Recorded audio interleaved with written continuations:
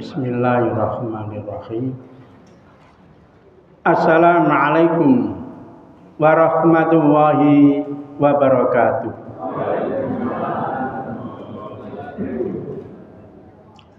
Alhamdulillahirabbil alamin. La haula wala quwwata illa billah. Asyhadu an la ilaha illallah wahdahu la syarikalah. Wa asyhadu anna Muhammadan abduhu wa rasuluh. Allahumma sholli ala Muhammad wa ala alihi wa ashabihi wa mawala. Qala Allahu ta'ala fil Qur'anil Karim, a'udzu billahi minasy syaithanir rajim. Ya ayyuhalladzina amanu taqullaha haqqa tuqatih wa la tamutunna illa wa antum muslimun.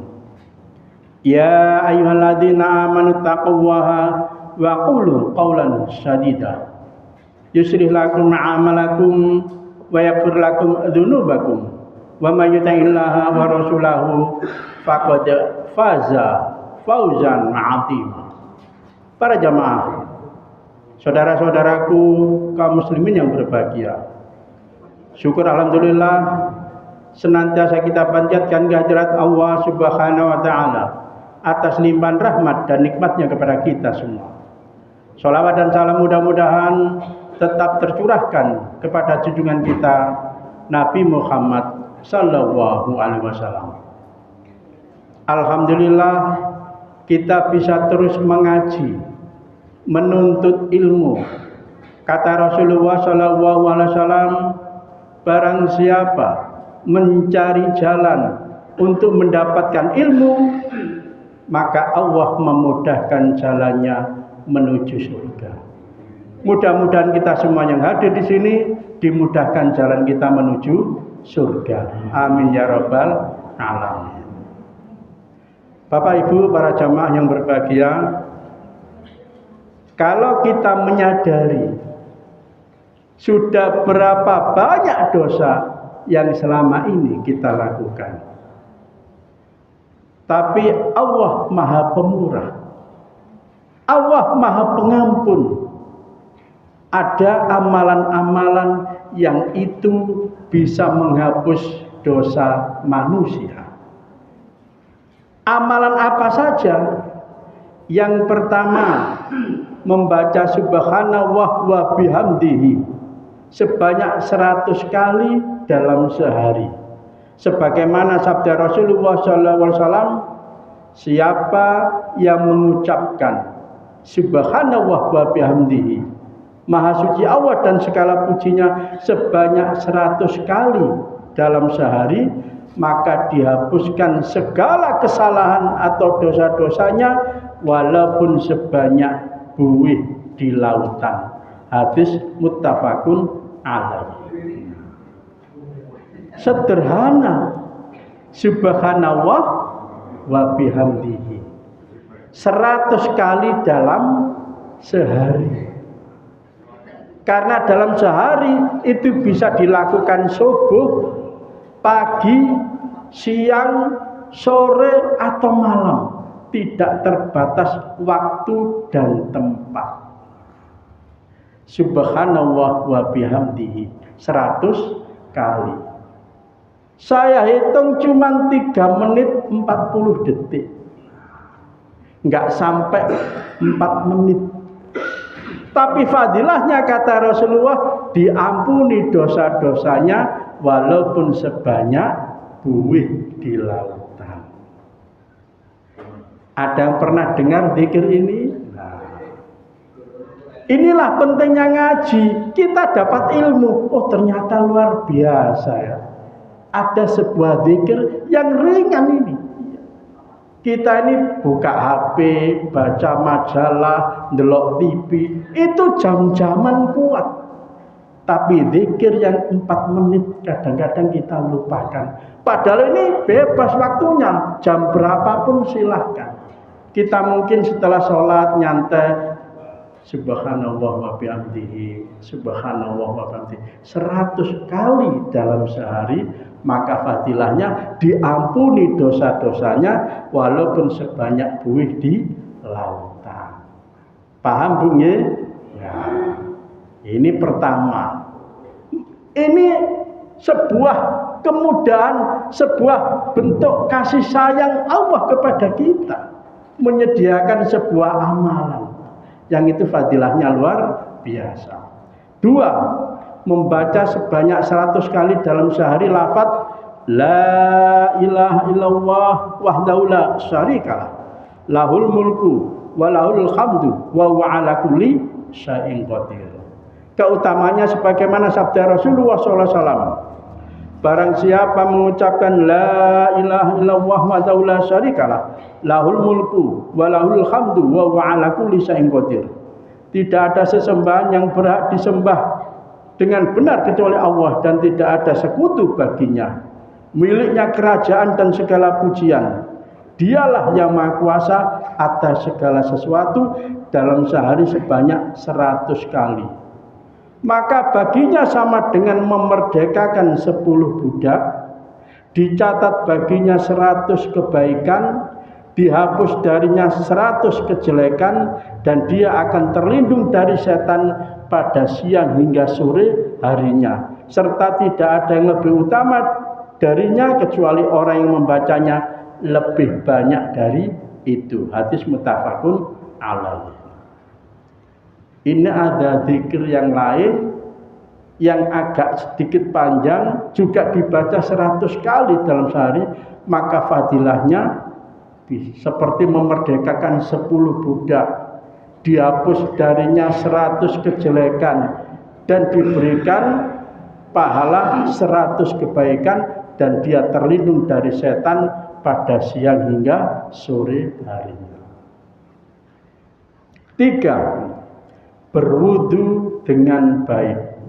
Dari Utsman bin Affan radhiyallahu anhu, dia berkata bahwa Rasulullah SAW bersabda, barang siapa yang berwudu lalu membaguskan wudunya, niscaya kesalahan-kesalahannya keluar dari badannya hingga keluar dari bawah kuku-kukunya. Hadis riwayat Muslim. Maka ini mengandung pengertian bagi kita, kalau berwudu ini harus hati-hati, pelan-pelan memastikan air itu menyentuh semua anggota wudu. Harus terbasuh dengan air.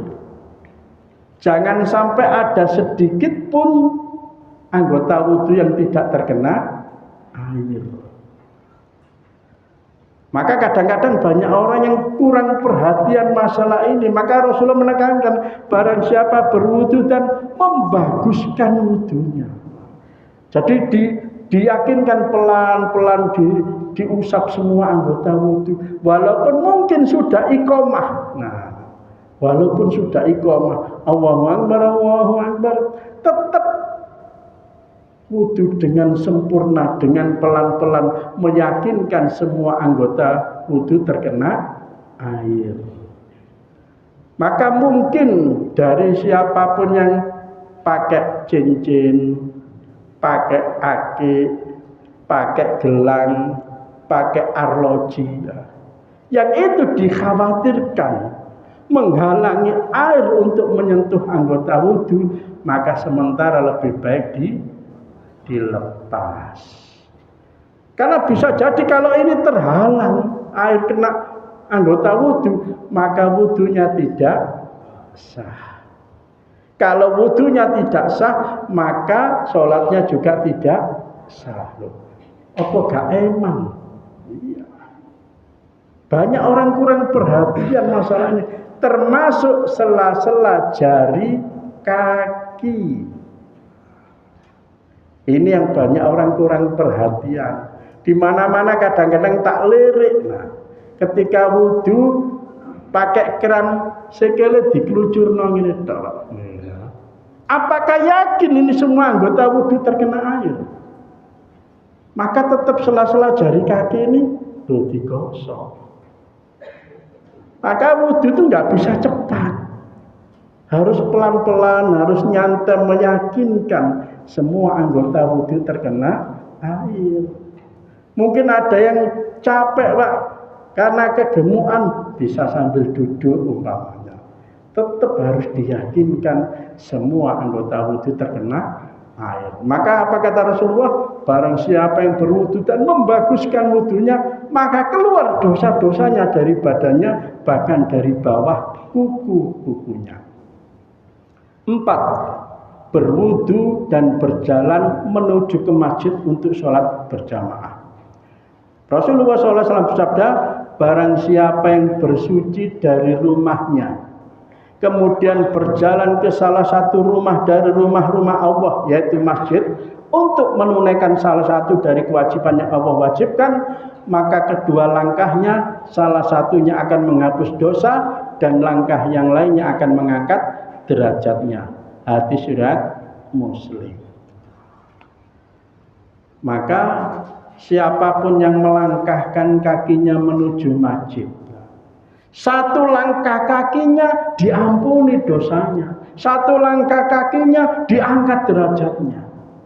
Maka semakin banyak langkah kaki seseorang menuju masjid, semakin banyak dosanya diampuni oleh Allah. Maka ada sahabat yang ngomong, ya Rasul, rumah saya itu jauh di sana, daerah Gayungan umpamanya. Bagaimana saya tak pindah rumah saja di Kedurus supaya gampang sholat berjamaah? Maka apa kata Rasulullah? Jangan, nggak usah pindah rumah dekat masjid. Lebih baik rumah kamu di kejauhan sana, karena semakin banyak langkah kaki kamu menuju masjid, semakin banyak dosa kamu diampuni oleh Allah. Lah kalau subuh berangkat masjid, duhur berangkat masjid, asar sehari, sebulan, setahun, 10 tahun, 20, berapa banyak dosa yang diampuni oleh Allah. Maka sesungguhnya ini kesempatan bagi kita untuk senang berangkat ke masjid. Apa boleh kalau karena rumahnya dekat masjid terus dimodifikasi muter dulu ke gang sebelah. Iya, boleh saja. Iya, boleh saja ya. Ping 7 tambah api kan gitu ya. Iya, asal sholatnya belum dimulai kan gitu ya. Ada yang bertanya, Pak, apakah fadilah ini juga berlaku bagi perempuan? Iya. Nah, ini perlu kami jelaskan bahwasanya ada kelompok tertentu yang mempopulerkan hadis wanita itu lebih baik sholat di rumah. Nah, dengar ya. Iya. Yang perlu diketahui adalah, nah ini dikupas oleh Ustadz Adi Hidayat. Kenapa hadis ini muncul? Ini kan hadis muncul zaman dahulu. Pada waktu itu Islam masih lemah. Yang kedua, banyak preman, banyak orang-orang yang tidak baik. Pemuda-pemuda kafir Quraisy itu kalau melihat perempuan bahaya. Yang ketiga, jarak rumah dengan masjid jauh. Yang keempat, belum ada penerangan, peteng dedet.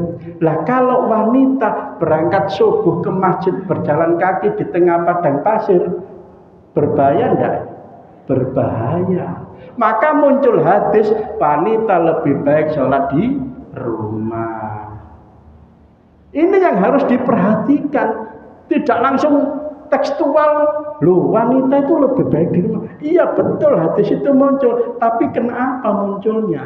Nah, maka ketika zaman sekarang tidak ada gangguan preman, penerangan sangat bagus, tidak gelap, rumah dekat masjid, maka berlaku sebaliknya, wanita lebih baik sholat di masjid. Paham ya? Nggih. Supaya kita mengerti, oh tibanya begitu. Tidak langsung kita tekstual ada hadis langsung kita pegang penuh. Tidak melihat kondisi yang ada, tidak melihat hadis yang lain. Nah, hati-hati. Maka ketika wanita ikut sholat berjamaah di masjid, fungsinya apa? Ikut pengajian. Coba wanita-wanita yang sholat di rumah, ikut ngaji enggak? Tidak. Bisa jadi ngerumpi, bisa jadi ndelok TV, bisa jadi umek HP dan sebagainya. Maka ini yang harus kita perhatikan. Maka fadilah-fadilah di dalam sholat berjamaah termasuk melangkahkan kaki masjid ini juga berlaku bagi wanita zaman sekarang. Kita lanjutkan. 5. Sholat 5 waktu. Dari Abu Hurairah radhiyallahu anhu bahwa Rasulullah SAW bersabda, sholat 5 waktu dan sholat Jumat ke Jumat berikutnya adalah penghapus untuk dosa antara keduanya selama tidak melakukan dosa besar. Hadis riwayat Muslim. Sholat 5 waktu, sholat Jumat ke Jumat berikutnya adalah bagian dari penghapus dosa. Maka digambarkan di hadis yang lain, kalau orang itu sholat 5 waktu, maka dia ibarat mandi 5 kali.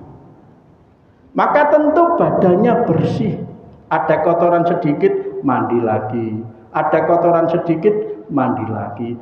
Begitu juga seseorang ketika antara subuh dan zuhur berbuat dosa, maka ketika dia sholat zuhur, dosanya diampuni oleh Allah. Ketika zuhur dan asar dia berbuat dosa, maka ketika sholat asar dosanya diampuni oleh Allah. Terus begitu selama tidak melakukan dosa besar. Kalau dosa besar beda urusannya, masih ada pertimbangan dan perhitungan yang lain. Ini yang dimaksud selain dosa-dosa besar, termasuk diantara sholat Jumat ke Jumat berikutnya. Maka tentu mudah-mudahan kita tetap mempertahankan sholat 5 waktu dan sholat Jumat.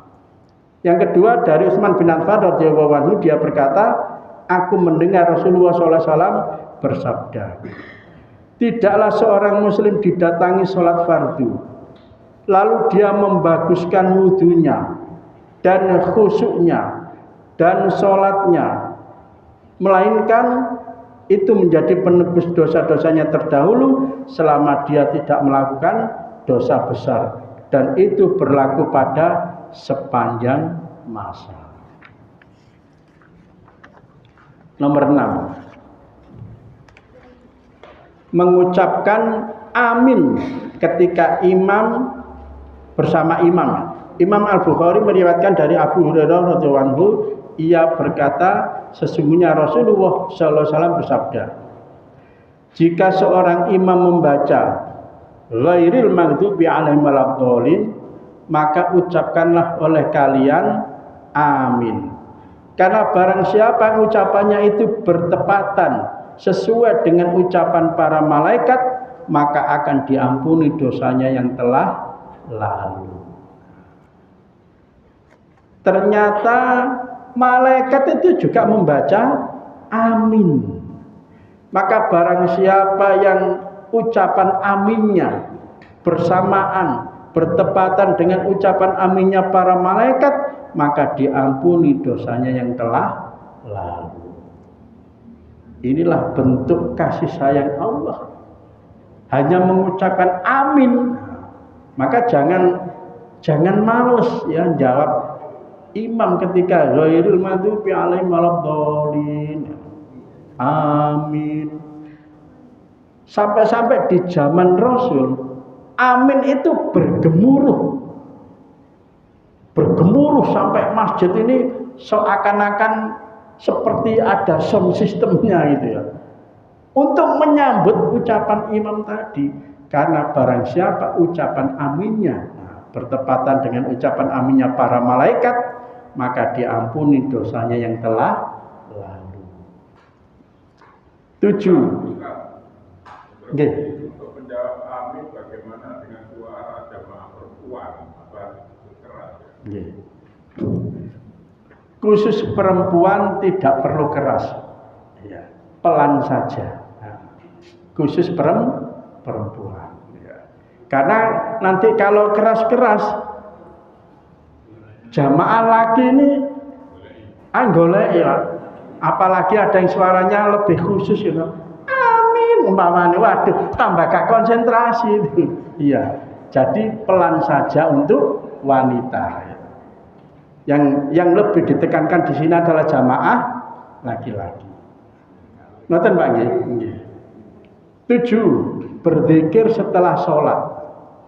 Rasulullah SAW bersabda, barang siapa bertasbih mengucapkan subhanallah 33 kali, bertahmid mengucapkan alhamdulillah 33 kali, dan bertakbir mengucapkan Allahu Akbar 33 kali, itu semua berjumlah 99, kemudian sempurnanya 100 dengan mengucapkan la ilaha illallah wahdahu la syarikalah lahul mulku wa lahul hamdu wa huwa ala kulli syai'in qadir. Tidak ada sesembahan yang hak atau benar diibadahi kecuali Allah satu-satunya. Tidak ada sekutu baginya. Miliknya segala kekuasaan dan miliknya pula segala puji, dan Dia Maha Kuasa atas segala sesuatu. Niscaya akan diampuni dosa-dosanya walaupun sebanyak buih di lautan. Hadis riwayat Muslim. Maka tentu ini mengandung pengertian bagi kita bahwasanya selesai sholat diupayakan paling tidak zikir semacam ini. Ini paling tidak, paling minimal. Tentu kita semua sudah paham. Pak, bagaimana kalau kita ini punya kepentingan yang sangat mendadak, ya, sangat mendesak, yang harus segera kita lakukan? Maka sampai-sampai ulama berpendapat, walaupun zikir ini dilakukan sambil berjalan kaki, walaupun zikir ini dilakukan dengan naik kendaraan, boleh, saking pentingnya zikir ini. Jangan sampai tidak dilakukan. Kadang-kadang kan banyak orang yang nggak ada kepentingan apa-apa, mari sholat langsung pelonci. Padahal fadilahnya kata Rasulullah, diampuni dosa-dosanya walaupun sebanyak buih di lautan. Kadang-kadang di banyak masjid itu justru bukan zikir ini yang dilakukan, zikir-zikir yang lain yang tidak ada contohnya dari Rasul. Panjang sekali. Pak, apa boleh baca Yasin? Boleh setelah zikir ini. Boleh saja, itu bagian dari bacaan Al-Quran. Tapi jangan terus baca Yasin malah meninggalkan sunnah yang ini. Nah, ini yang kadang-kadang pemahaman jamaah, pemahaman umat itu karena menjadi sebuah kebiasaan. Ada kalanya zikir-zikir yang lain, setelah itu berdoa panjang sekali, tapi meninggalkan zikir ini. Padahal yang disunahkan Rasulullah paling tidak adalah zikir semacam ini. Karena fadilahnya diampuni dosanya walaupun sebanyak buih di lautan. Kita lanjutkan nomor 8. Bersolawat atas Nabi Muhammad sallallahu alaihi wasallam. Dari Anas bin Malik radhiyallahu anhu, beliau berkata bahwa Rasulullah sallallahu alaihi wasallam bersabda, barang siapa yang mengucapkan sholawat kepadaku 1 kali, maka Allah bersolawat kepadanya 10 kali, dan digugurkan 10 kesalahan atau dosanya, serta ditinggikan baginya 10 derajat tingkatan di surga kelak. Hadis riwayat An-Nasai, Ahmad, Ibnu Hibban dan Hakim. Bersolawat kepada Nabi. Maka kadang-kadang hal semacam ini di lingkungan kita sepertinya kurang populer. Padahal ini perintah, bahkan di dalam Al-Quran. Sallallahu alaihi wasallam taslim. Solawat kepada Nabi. Pak, bagaimana solawat? Paling sederhana, Allahumma sholli ala Muhammad, boleh. Atau Allahumma sholli ala Muhammad wa ala ali Muhammad, boleh. 1 kali Maka apa kata Rasulullah? Maka Allah bersolawat padanya 10 kali.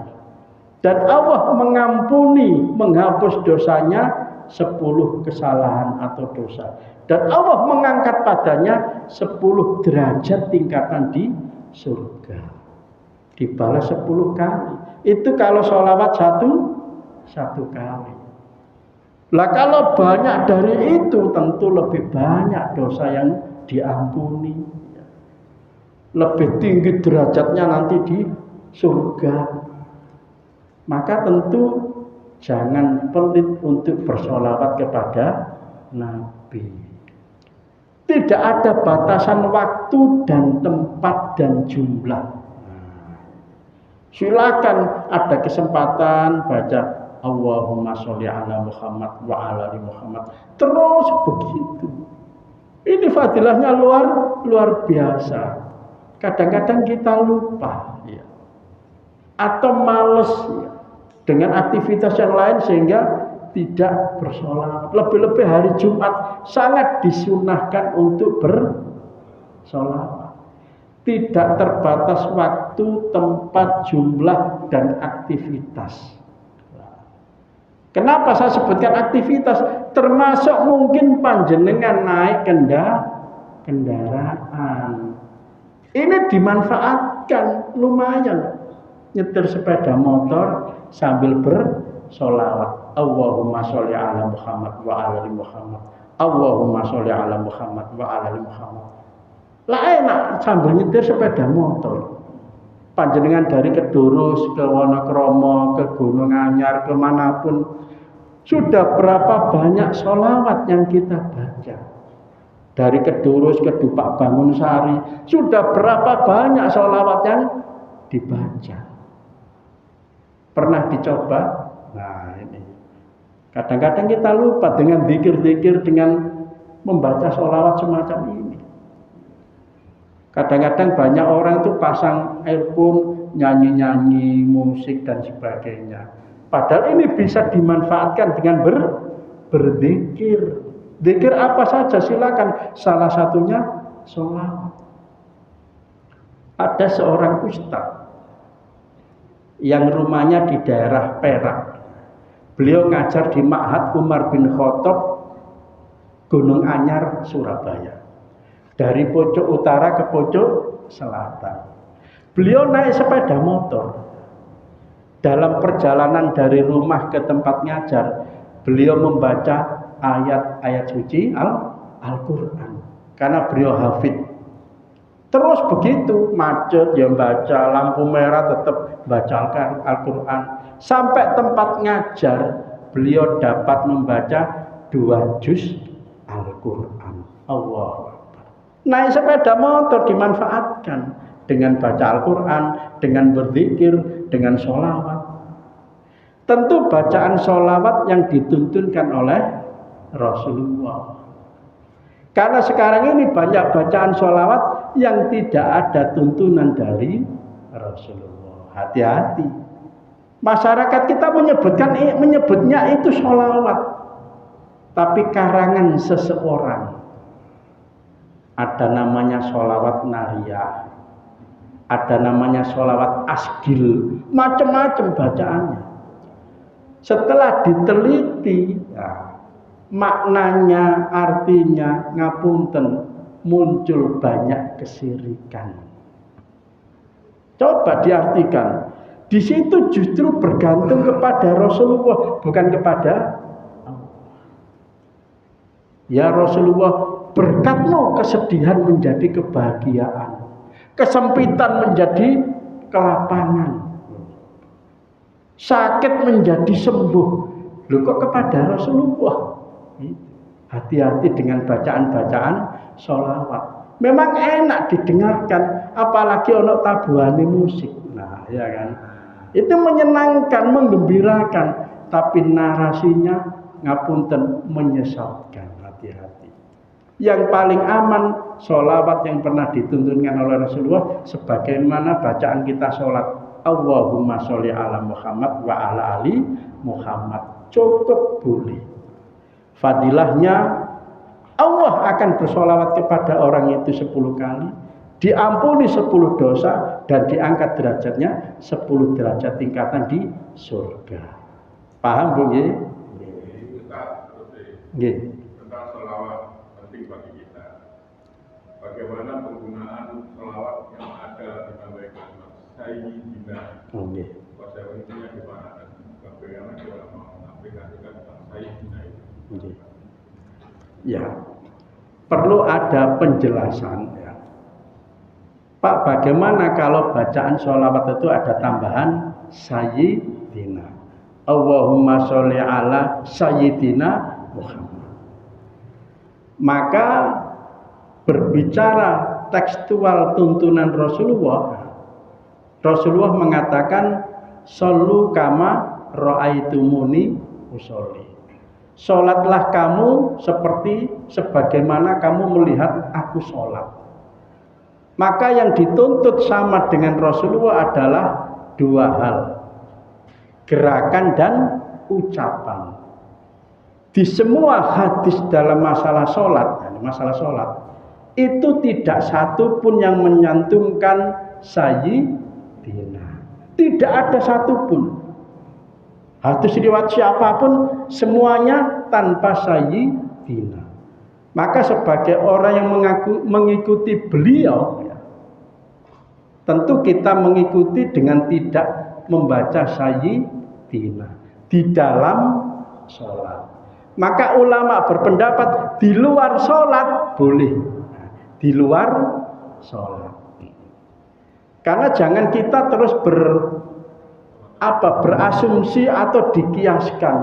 Lho mosok nyeluk nabine itu jambal jari wong Jawa atau bahasa-bahasa yang lain. Kita aja dengan camat, dengan pejabat apalagi itu ada yang dimuliakan, ada yang terhormat dan lain. Ini bukan urusan dengan manusia. Ini urusan tuntunan Rasul. Ketika Rasul menuntunkan dalam contohnya dalam semua hadis ternyata tidak mencantumkan Sayyidina, tentu kita tidak mengucapkan.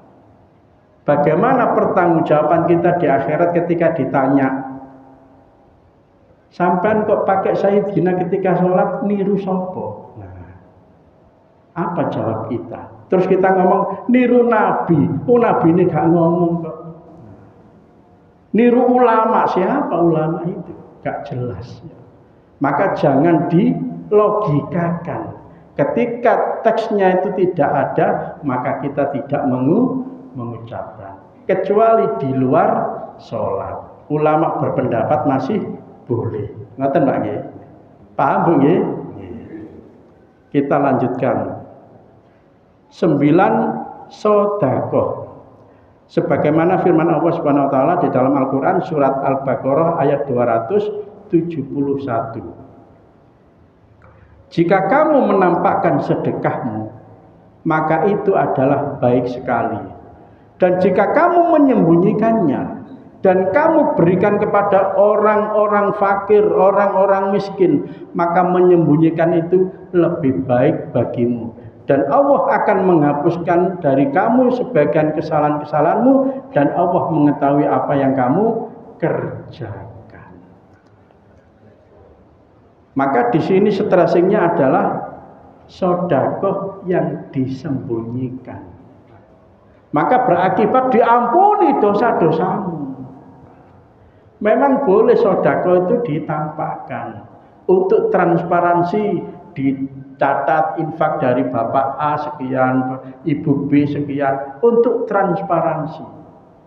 Tapi kalau kamu menyembunyikan dan kamu berikan kepada orang-orang fakir, orang-orang miskin, maka itu jauh lebih baik bagimu. Allah akan mengampuni dosa-dosamu.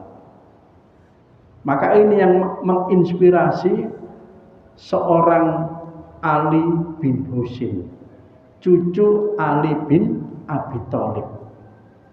Dia berpikir, saya ingin berbuat baik, saya ingin sedekah, tapi tidak diketahui oleh orang lain, disuruh menyembunyikan. Bagaimana caranya? Maka Ali bin Husain di tengah malam ketika manusia sedang tidur, Ali bin Husain mengangkat bahan makanan. Dia panggul bahan makanan sekarung besar itu. Dia kirim ke rumah orang-orang miskin. Dia taruh depan pintu rumahnya, pindah orang miskin yang lain, dia taruh depan pintu rumahnya, pindah orang miskin yang lain, dia taruh depan pintu rumahnya. Setiap malam. Maka orang-orang miskin ini ketika pagi hari buka pintu, loh kok ada kiriman, siapa yang ngirim? Semuanya tidak ada yang tahu karena dikirim di tengah malam ketika mereka semua sedang tidur. Terus begitu setiap hari. Pagi hari buka, alhamdulillah ada kiriman. Besoknya dibuka lagi pintunya, alhamdulillah ada kiriman. Suatu hari buka pintu, loh kok gak ada kiriman? Kok dengaran hari ini gak ada kiriman? Orang-orang curiga, jangan-jangan terjadi sesuatu sama si pengirimnya. Siang hari terdengar berita, Ali bin Husain meninggal dunia. Orang-orang berkesimpulan, jangan-jangan dia yang ngirim. Buktinya, dia meninggal dunia sudah tidak ada kiriman bahan makanan. Ketika jenazahnya dimandikan, tampak bekas hitam di pundaknya, tanda dia tiap malam memikul bahan makanan, dikirim ke rumah orang-orang miskin. Jika kamu sembunyikan dan kamu berikan kepada orang-orang miskin, maka Allah mengampuni dosa-dosamu. Tentu ini menginspirasi kita untuk menyembunyikan amal. Termasuk diantaranya sedekah. Jangan sampai sedekah ini dipamer-pamerkan. Kalau memang itu tercatat untuk transparansi boleh saja. Tapi jika kamu sembunyikan dan kamu berikan kepada orang-orang miskin, maka itu jauh lebih baik bagimu. Allah akan mengampuni dosa-dosamu. Rasulullah SAW bersabda, sedekah itu akan memadamkan dosa sebagaimana air dapat memadamkan api. Hasad akan memakan kebaikan sebagaimana api melahap kayu bakar. Hadis riwayat Al-Baihaqi. Maka berbanyak-banyaklah untuk bersedekah karena itu bisa menghapus dosa. 10. Bersabar atas segala ujian yang diberikan Allah Subhanahu wa taala. Dari Abu Sa'id, dari Abu Hurairah radhiyallahu anhu, Rasulullah SAW bersabda, tidak ada sesuatu yang menimpa seorang muslim berupa rasa capek, sakit, cemas, sedih, gangguan, dan rasa susah sampai pun duri yang mengenainya, kecuali Allah akan menjadikannya sebagai kafarah atau penghapus dari kesalahan-kesalahannya. Hadis riwayat muttafaqun alaih. Bersabar atas apa yang telah diberikan oleh Allah, termasuk ujian berupa sakit, capek, cemas, sedih, rasa susah, sampai pun tertusuk duri. Itu semua bagian dari kafarah, menjadikan penghapus dari kesalahan-kesalahannya. Maka ibu-ibu jangan mengeluh ya ketika capek ya. Isu wis tangi, belanja nang pasar, masak, umba-umba, nyetrika dan sebagainya. Mari ngono gak suwe durung mari kumba-kumban tumpuk maneh, ya kan gitu. Jangan mengeluh. Kondisi apapun ya, maka itu bagian dari penghapus dosa. Bapak-bapak yang capek bekerja ya, jangan mengeluh, itu juga bagian dari penghapus dosa. Apapun kondisi yang Allah berikan dan seseorang itu bersabar, maka itu bagian dari penghapus dosa. 11. Berzikir sebelum tidur. Rasulullah SAW bersabda, barang siapa menuju ranjangnya atau mau tidur, dia membaca la ilaha illallah wahdahu la syarikalah, lahul mulku wa lahul hamdu wa huwa ala kulli syai'in qadir, la haula wa la quwata illa billah, subhanallah walhamdulillah wa la ilaha illallah wallahu akbar. Maka diampuni dosa-dosanya walaupun sebanyak buih di lautan. Hadis riwayat Ibnu Hibban. Ini malah 1 kali, tidak sampai 10 kali. Barang siapa mau tidur, dia membaca la ilaha illallah wahdahu la syarikalah, lahul mulku wa lahul hamdu wa huwa ala kulli syai'in qadir, la haula wa la quwata illa billah, subhanallah walhamdulillah wa la ilaha illallah wallahu akbar. 1 kali maka diampuni dosanya yang telah lalu. Sudah dilakukan? Nggih. Bagaimana dengan zikir pagi dan petang yang digarap sama Imam Hasan Al-Banna? Masalah ini ada pondok pesantren Muhammadiyah besar, tapi pemimpinnya itu waktu haji kemarin di Arafah itu membaca Al-Masmurat itu.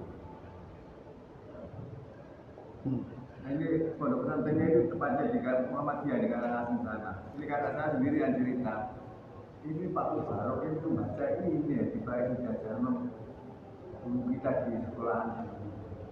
Bagaimana dengan zikir pagi dan petang yang termasuk ini Ustadz Bastian Nasir juga pernah saya lihat di videonya itu membacakan salah satu A'udzu bikalimatillahi tammati min syarri ma khalaq, itu juga ada di dalam Al-Masmurat itu zikir pagi dan petang itu. Itu bagaimana? Jadi gini, zikir-zikir karena itu bagian dari ibadah. Zikir itu kan ibadah. Maka itu harus ada contoh atau tuntunan dari Rasulullah.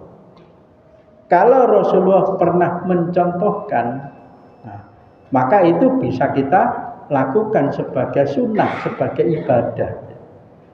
Tapi ketika Rasulullah tidak pernah mencontohkan, ini tentu kita harus sensitif. Apa pernah ini dilakukan oleh Rasulullah? Jangan-jangan karangan ulama.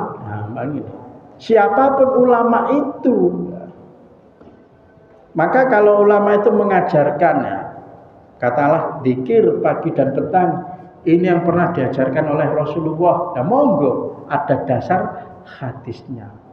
Tapi ketika tidak ada dasar hadisnya, maka tentu lebih aman jangan dilakukan.